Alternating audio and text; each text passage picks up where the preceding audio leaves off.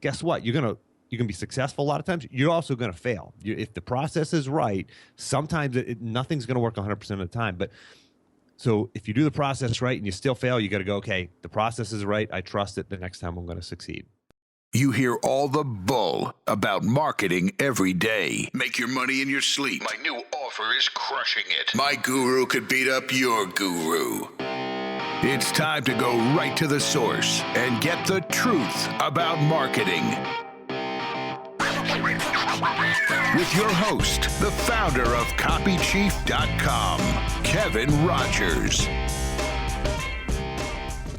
Hey, welcome back to The Truth About Marketing. It's Kevin Rogers. This is the show where you go deep with the doers, the people out there in the trenches, making it happen, working every day in their businesses, measuring results, and generously sharing those results with you. So we get to learn the stuff that produced surprising results in their business. Really excited for this interview today with Jim Harshaw. Jim is a former NCAA Division I wrestling champ. He's also a former Division I coach. And take a read of Jim's About page, really fascinating, at jimharshawjr.com. And he talks about how he had all the success as a wrestler. He overcame failure as a wrestler. And then, of course, sports end and you move into life. And he was seeing similar patterns of just feeling like he was coming up short, or certainly not living up to his best potential. And then he applied the same principles that he did with wrestling to ultimately win that championship. And now he teaches entrepreneurs, athletes, wrestlers, basically anybody who wants to get ahead in life, how to do it. He has a great podcast called Wrestling with Success. And you can find all this at jimharshawjr.com. So, Jim, thanks for being here. I'm really excited for this talk today. Actually, yeah, Kevin, I'm excited to be here too, man. I've listened to a bunch of your shows. I've heard you for years on various podcasts. So it's pretty cool to actually be on your show now. Thanks. Cool. Yeah, this will be fun, man. It's really fascinating to me.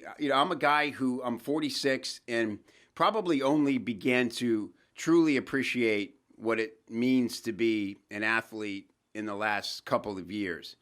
And that doesn't mean at all that I became anything I would call an athlete. But I did challenge myself in ways that I never had before. Like I actually took some boxing classes and sparred with some guys and got bopped in the head a few times, And and I tell you, boy, it's really invigorating and enlightening. And my first thought was, gosh, why didn't I do this 20 years ago? When I could have actually been good at it and not immediately concerned for my health, every time I get hit. But so youth is wasted on the young, they say. Yeah, totally. Right. And so I have a new appreciation, sort of, I guess, late in life, you would say, for this whole mindset of athletes and top performers. And I'm sure there's lots of parallel. Like you say, you also coach, billionaires, entrepreneurs, all kinds of people. And so talk to me about the common threads. Like, what are the few things that athletes deal with and have to get over to that next level that everybody just trying to get through life and trying to get to the next level and whatever they do share? Yeah, absolutely. I mean, I'll start with kind of what you said there is, you're feeling more like an athlete now in your life than ever. And, to be successful as an athlete, I'll put it in a way that a good friend of mine once told me. He was the National Soccer Player of the Year, the NCAA Soccer Player of the Year. His name's Mike Fisher. He's a doctor now, but it was right after we had both just graduated. And we were having a drink one evening, and he said, Jim, if you're willing to go through enough pain and suffering, you can be successful at anything. And I thought to myself, gosh, I know as a wrestler, I've gone through pain and suffering. It's just kind of one of those sports as a combat sport. You go through a lot of pain and suffering, and that's when you win. And he said this about success. And the more I go through life now, and I'm now 40, and I look back and I realize that's true about anything. You look at successful people, and they've to get there, you've got to go through a lot of pain and suffering and failure. And so the common thread among, for being successful as an athlete and being successful in the real world is certainly experiencing. I mean, you're on the way to success. You're going to experience pain and suffering. You're going to experience failure. And in my TED talk, I said, failure and success aren't opposites. Failure is a necessary step on the path to success. But in our society, we think that they're opposites, right? You're either a failure or you're a success. Well, that's not the case. They're the same thing. Failure is just one of those things you have to experience on the way to success. Most people just jump off. They lower their goals. They settle. They give up on their dreams after their first, second, third, fourth, fifth, 10th failure. But the successful people are just the ones who have been willing to fail more, but continue pushing through. And that's the case as an athlete, and that's the case for entrepreneurs and other successful people.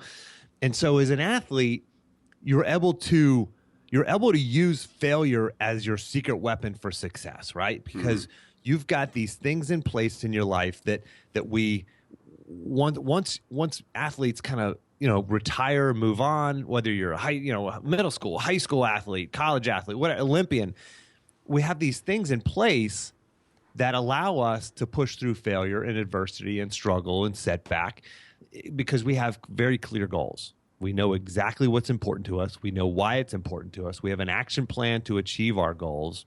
We have a coach, we have mentors, we have teammates who hold us accountable, and we're holding them accountable. We experience the lows with them. We experience the highs with them. We have a plan for follow through. So we have all these things in place that allow us as athletes to accomplish amazing things. Well, then an athlete graduates and retires, and all of a sudden you don't have any of these things in place, right? Yeah. So the next time you encounter struggle, setback, failure, adversity, you're more likely, because you don't have a coach or mentor or teammates, and even a lot of people don't have clear goals, because you don't have those in place, you settle, you let go. So I've created a system, basically a blueprint for how to recreate that environment in the real world so that you can be successful in anything, not just in athletics, but you can take that sort of blueprint, whether you're an athlete or not. You know that athletes have coaches and clear goals and mentors and et cetera, all this sort of environment around them to be successful. It's like how do you I teach people how to recreate that in the real world. Yeah, that's great. And that's crucial. And it's interesting as you talk about, being young, being an athlete and having this clear goal, how much of that gets, screwed up just on the journey to adulthood, right? I'm curious if you come across that. Are you familiar with a book called Mindset by Carol Dweck? You know the book? Yes. Yeah. Absolutely. I got it on my reading list. I haven't read it yet. I'm dying to read it. Oh, you're going to love it. One of the most recommended books of my guests on my podcast. Oh, really? Well, yeah.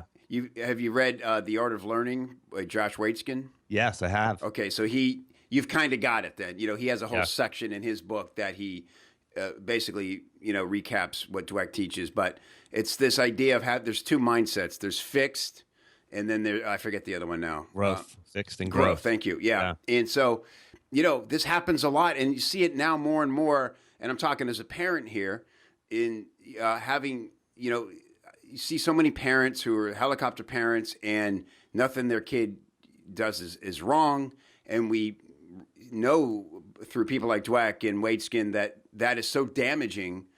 What do you do with somebody like a young athlete who is afraid to fail because they feel like their identity is wrapped up in only the successes they've had?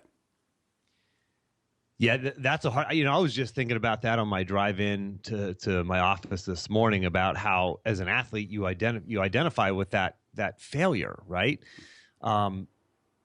And as entrepreneur, for the listener, the entrepreneur, it's the same thing, right? It's the same. You bleed for this thing, this championship you want to win, or this company that you want to build, and you bleed for it. And when you fail, you feel like you're a failure. Failure is an event, not a person. But we feel like a failure is a person when we fail, and that sets you back. It crushes your motivation. It makes you, like I said, lower your goals, give up on your dreams. And so you have to look at the blueprint, right? The blueprint for successful people. And it helps to read and read books and learn about other successful people and learn about their journey, because we see successful people, we see them on television, whether they're business people or athletes or Hollywood superstars, and we just go, oh man, look at that, their road was easy, they're successful, life is good for them, but poor me, woe is me, my life is a struggle. They don't know what it's like to be me. Well, guess what? Successful people do. They do know what it's like to be you. So I think normalizing, to answer your question, normalizing failure is the biggest thing. You've got to normalize failure. It happens to everyone. Okay. It's not something that just happens to certain people and not other people. And the way I do, I'm a parent too. I've got 4 young children. I plant this seed in their head young. In the first way that I really point out that failure is a necessary step on the path to success is riding a bicycle. That's the first one. And because they fail and they fall and they crash and sometimes they bleed and skin their knees, and when you relate that to the kids, say, hey, listen, you fail. Whenever they start riding their bike, I always go, so how many times do you think you fell? How long did it take you to learn to ride a bike? And we talk about that. We talk about it. And they learn it and they figure it out. And then, as my kids have gotten older, now it's like, long division, you struggle. How hard was this in the beginning? How hard was, times tables and things like that. And you just keep planting this seed into young people's minds. But now, okay, so now what about us? What about you and me, Kevin, and the listener? How do we embrace this? It's having the presence of mind to know that when we failed, okay, whether it's a small failure, whether it's, a piece of copy that doesn't work, it doesn't convert, or it's a whole company that fails, or, you have investors, et cetera, and you fail, you've got to go, okay, this is part of the process, and it sucks, it hurts, you're crushed, you feel like you have no hope, and there's no way out, but you've got to have that presence of mind to understand that this is part of the process. Abraham Lincoln, he failed his first 7 times running for office. Imagine if he quit, right? Right. Michael Jordan, he failed, I think it was 26 times he was trusted with the game-winning shot in basketball games, and he failed. What if Michael Jordan said, I'm just not. I guess I suck. Not good enough. I guess I suck, right? I guess it's not for me. Right. You've got to have a short-term memory. Yeah, that's it. And you see that in sports. Yeah, I love watching. You hear it all the time in football, all sports really, but particularly with quarterbacks. They'll throw that interception, and you can see them on the sideline. And I'm always watching. I'm more interested in the sideline shots sometimes than the game shots. Sure. Because I go, okay, is he sitting on the bench with his head in his hands, or is he like almost laughing it off? I want to see him laugh it off and go, all right, that happened. We're good. Right. D, go give me the ball back. We'll fix it. And then you're like, all right, we're going to be okay. But, man, if he's over there kicking over the water cooler and sulking, you're like, oh, man, yeah, then the game's going to go downhill from there. That's not the kind of leader you want. And, as a parent, you don't want to be that parent. Like my wife has really embraced this now, too. And it's like she's way better. She's a licensed therapist and counselor, so she's always been way better at this stuff than I am. But, like, when she spills something on the floor, like the memory I do have, like she actually had she spilled milk. It was a whole gallon of milk, and she had dropped it, and the lid was off, and it spilt everywhere. And if it was me, I'd be cursing and kicking, and I'd be that guy. But she just talked about it like these things happen, and she just, the kids were all watching. It was right in the middle of the kitchen.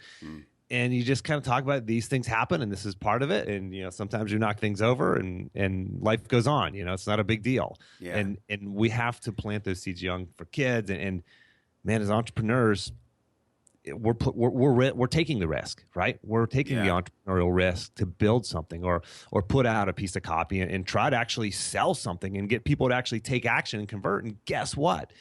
You're going to fail. It's guaranteed. Just like in sports, failure is guaranteed. At some point, some way, you're guaranteed to fail along the way. Yeah, and it's a gift if you look at it as such.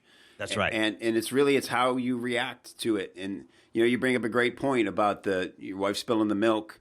You could equate that to, look, as entrepreneurs, many of us live our lives online now. We have a Facebook presence.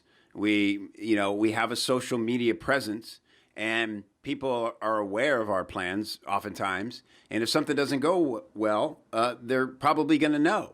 And then you have an opportunity to either you could come on and scream about it and blame other people, or you could say, here's what we learned. We made some mistakes, but I'm going to share them with you, and hopefully you can avoid them. Or you could. There's several. That's a key moment, and that's what people are kind of judging your character, and really that reveals a lot more about you, how you act in those moments of failure than success. Most people are only reporting their success, but and this is what I talk about in the 60-second sales talk, why that struggle is such an integral part of that formula, because a lot of people in big corporations especially are just really uptight about sharing any failure, any struggle.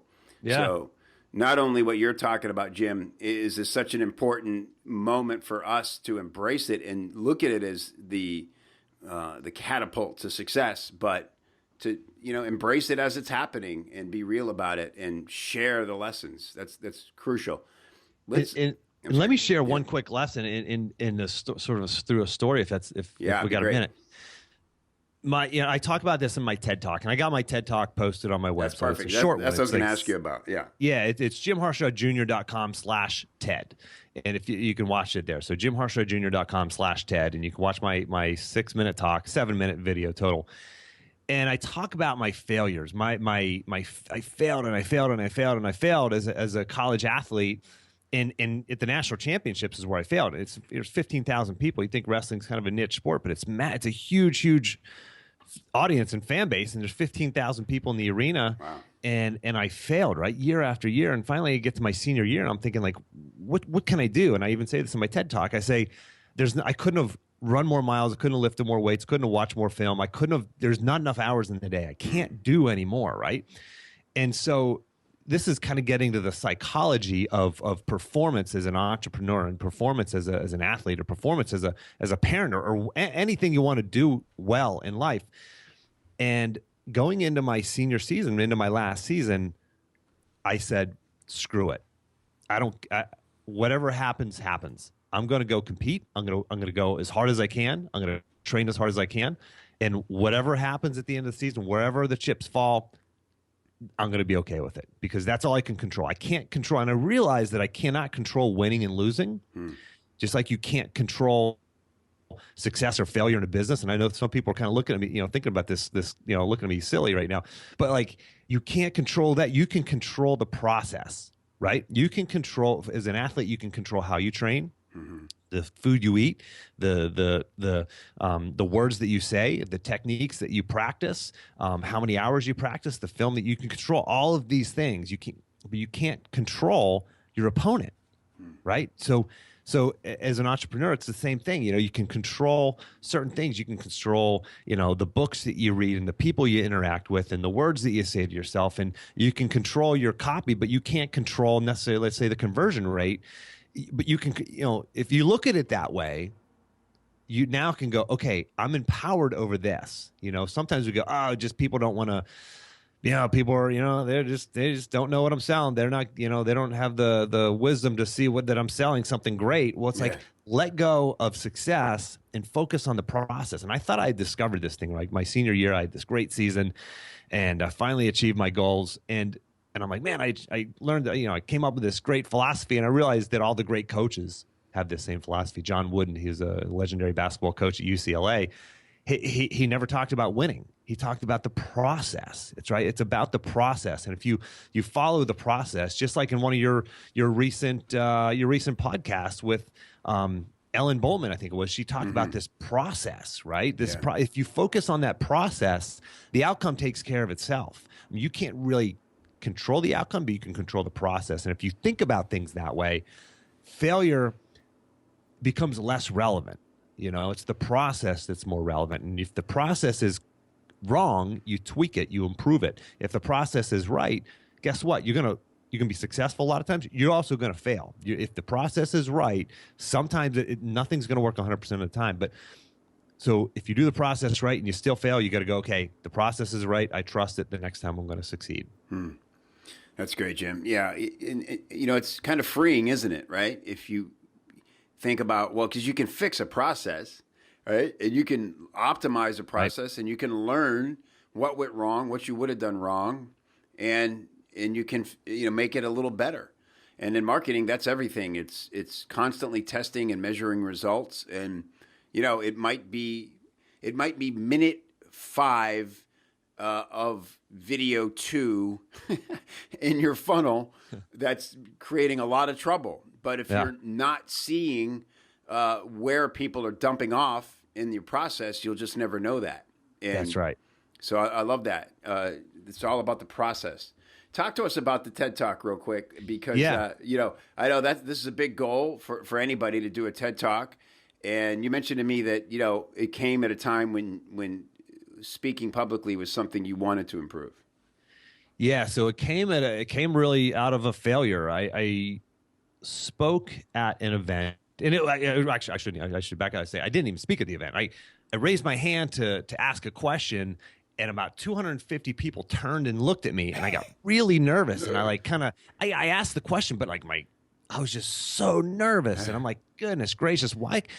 I've got to get comfortable. It's everybody's, the biggest fear, there's surveys and studies and research that shows the number one fear that people have is speaking in public. Right. And I had and still have really that fear. And I'm like, I've got to do something about this. Just like I have a fear of heights, but I've jumped out of an airplane twice. I've rock climbed, bungee jumped. I love sort of facing my fear and overcoming it. So I'm like, I've got to do something about this, because I know that communication is so important, whether it's public speaking or just communicating an idea or copywriting, marketing, et cetera. So I joined Toastmasters. So for the listener, if you don't know what Toastmasters is, it's basically a nonprofit.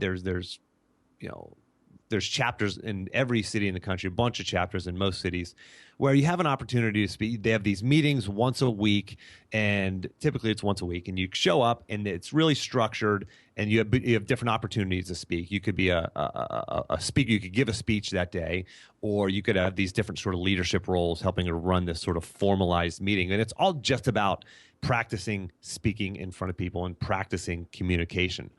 So I did. I signed up for Toastmasters. I'm like, I don't have a whole lot of time. I'm going to go once a month. That was my goal, once a month. So I've been doing this for about 6 months, just getting better, getting more comfortable in front of people, getting more comfortable speaking. And I'm driving down the road. It's funny how when you start taking action, just taking action on whatever it is you want to achieve, start moving towards things, the opportunities show up, right? Mm-hmm. Those opportunities might have been there before. You wouldn't have seen them. But when you're taking action, these opportunities arise and you notice them. So I heard a commercial on the radio. It said apply for the Charlottesville TED event, Charlottesville TEDx speaking event. And I'm like, oh, yeah, this sounds cool, but I'm too busy. You had to have your application in by the end of the day, and I didn't have enough time. I didn't have time that day. I had like 20 hours of work to do in a 10-hour day. So I'm like, I don't have time to get this thing in. So I had to be in by 5 o'clock, and I'm like, 4 o'clock rolls around. I'm like, you know what? I got to do this. I got to do this. So I literally ran out to my car, I put my phone in front of my face, and I created a 2-minute YouTube video, sent it in. That was my application, my submission. And 65 people applied. 25 of us got chosen to speak at a smaller event. There was about 500 people in the audience at this sort of smaller open mic night event. 25 of us spoke, and I got voted. I got voted number one. I got chosen to speak at the main event, which is actually one of the top 1% of TED events in the world. Wow. Is the Charlottesville event. And so I got to speak, and that's how this all came about. But it came about from a failure and taking action on that failure instead of saying, I just suck. It's something I'm not good at. Right. I know there's a lot of discussion out there, especially in recent years, is like, do you work on your strengths or do you work on your weaknesses? Well, I think you bet on your strengths, but you improve your weaknesses. And that's what I was doing. I was improving one of my weeknesses. And it's become my greatest marketing asset. So I have this TED Talk called Why I Teach My Children to Fail. And now I've been brought on to speak in front of some great organizations at the University of Virginia, and actually have a potential opportunity to speak to the Darden School of Business, which is one of the top business schools in the world. Yeah. I've been invited to speak over there by one of the professors. So all these sort of opportunities have come up because I took action on my failure. Excellent. I love that. And again, yeah, it would be so easy to go, oh man, I can fix this. I'll never ask a question. Right. When there's a mic in the room, again, right. It's problem solved. Problem solved, yeah. And no TED Talk, no, I wouldn't be talking to you right now. That's right. That's so cool. Yeah, I've heard about there's a great article, you really enjoy this, about preparing a TED Talk. A guy named Tim Urban, who has a real fun blog called Wait But Why. It's at waitbutwhy.com. And he just did a TED Talk on the main stage. And he talks about how it's such a process, you know, and it's pretty formal, and you have to sort of audition in front of their panel and all these things. Did you receive a lot of guidance and guidelines from the TED people themselves?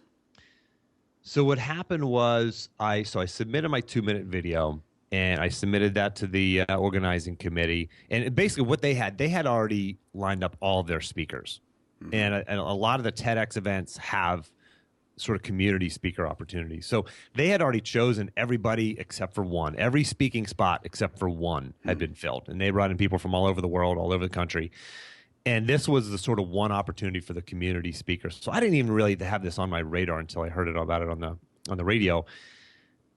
So I submitted that, and then so as soon as I submitted my 2-minute talk and I got accepted to the open mic night, so for the first round, I talked to as many people as I could talk to. You know, I'm a big believer in mastermind groups and just you know having a coach, having a mentor, having people around you, just like athletes do. And so I just asked a lot of questions, talked to a lot of people who were either I actually knew the guy who had won the prior year. He had an amazing talk that he gave. And I went to him, I'm like, hey man, how do I nail this? How do I crush it? Mm-hmm. And he gave me some pointers and talked to a couple other people. So I didn't have any official help there. And then once I won that event, again, that was there was about 500 people in the audience, and it was by audience vote. I won that, and after that, once I was selected, I got assigned a speaking coach. So I actually worked with a speaking coach for about a month because I took my 2-minute message, and then the open mic night was expanded it to 4 minutes, and it was just very, very, very short. And as soon as I learned that I was accepted to speak at the main event, I wrote out this 15-minute speech.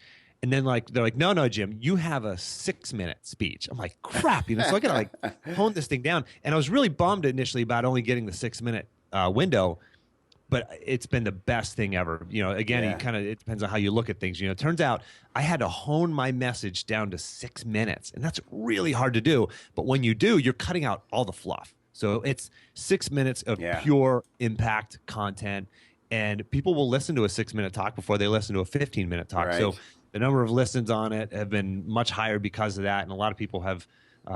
I've had more speaking opportunities and more business opportunities purely because I was forced to do something that I was bummed out about initially. Hey, it's Kev here. We're about to get to the essential question of the show, but first, if you'd like to go deeper into all the marketing strategies that the top pros are using to really move the needle on their sales, then I invite you to come join us on the inside of copychief. Go to copychief.com/join, JOIN, and see a special offer for you to come check it out. And what you'll do in there is you could enjoy one of the trainings. We've got 12 different trainings on how to improve your copy. We also have an invitation to you to post up your copy and get reviews, friendly, happy, helpful reviews from all the cool copywriting pros hanging out in CopyChief. So it's a great community. You really love it. Tons of valuable information. We want to help you sell better. Come join us at copychief.com/join. Love it. I love it. That's a great story. All right, Jim Harshaw, let's get to the essential question of the show. It's all been great so far, so I'm really fascinated to hear your answer. What is the one thing you've done in your marketing that has produced the most surprising results? It's been this, and this is not, like most really highly effective things. This is not a secret, and it's been guest blog posting, and getting on other people's podcasts. So it's basically leveraging somebody else's. Just all your listeners right now, the listener is probably never heard of me, and now they're hearing about me. So it's leveraging the community and the audience of others to get your message out. So we all have our own audiences, and leveraging somebody else's audience, and whether that's that can be through networking, literally just connecting with somebody who's in a position of influence and in your local community, at your chamber of commerce, or getting on other podcasts, or getting guest posting. TED. I've got my TED Talk, which is basically an extension of that. They already have a brand, and I was plugged into their brand and on their website now. And so I've gotten a lot of traffic and recognition. So any way you can do that, and it's always about bringing value. It's not about saying, hey, how can you help me? It's about, hey, how can I help you? And then they want to, that's how you can really, get invited to come onto a podcast or a guest post or speak at an event or whatnot. But I'll sort of give you this sort of second part answer to that question. And it's this. After a talk that I gave just recently, a guy came up to me and he said, it was an older gentleman, and he said, Jim, anything worth doing is worth doing poorly. And I said, what? And it's like, I said, my dad was, he's a blue collar guy, didn't go to college, but he taught me a lot of amazing things. And one of the things he told me is anything worth doing is worth doing well. And he said, no, Jim, what I'm talking about is the first time you do something, it's going to be done poorly. The first time you launch a website, the first time you launch a piece of copy or do some marketing or start a business, it's not going to be done quite right. But you've got to launch it. You've got to take action. You've got to try, because your first one's going to be your worst one, and then it's going to get better from there. So for the listener, I want you to take action. I mean, take action on that thing, that big, scary, hairy obstacle in front of you. That identify what's the one thing that you're not doing that if you would launch your business forward. Identify that one thing and take action. For me, it was public speaking, and certainly there's some luck there, but man, you can't stumble into something unless you're moving forward. And I firmly believe that, and I've seen that happen over and over and over. Awesome. That's great, Jim. Excellent answer and excellent interview. Thank you so much for joining us. Everybody, you can go find out all about Jim Harshaw at jimharshawjr.com. You can see his TED Talk. You can hear his podcast, Wrestling with Success. And again, you don't need to be a former athlete to really appreciate the content there. As you've heard today, he's got an active blog and a really cool download that you can get called, what is it, Jim? The 8 Habits of Successful Former Athletes. And it's really amazing to sort of hear about these. It's all just sort of habits that I've extracted from people who have become CEOs and billionaires and astronauts, and sort of the habits they live their life by. And I'll make everything available if you want. I've got several other downloads that we can put at, I can create a link on my website. We can call it jimharshawjr.com/ I'll create it called Truth, jimharshawjr.com/truth. Awesome. And if you go to that, for the listener, you can download not only that 8 habits, but also I have a goal setting worksheet there. I've got a mastermind ebook that I'll make all that stuff available for the listener right there. Cool. Thank you, Jim. That'll be great. We'll be sure to link that into the show notes. And this is great. Let's do it again. Yeah, likewise. I appreciate the time, and keep doing what you're doing, man, because I'm tuning in and I'm learning. I love it. Thanks, bro. Talk soon, man.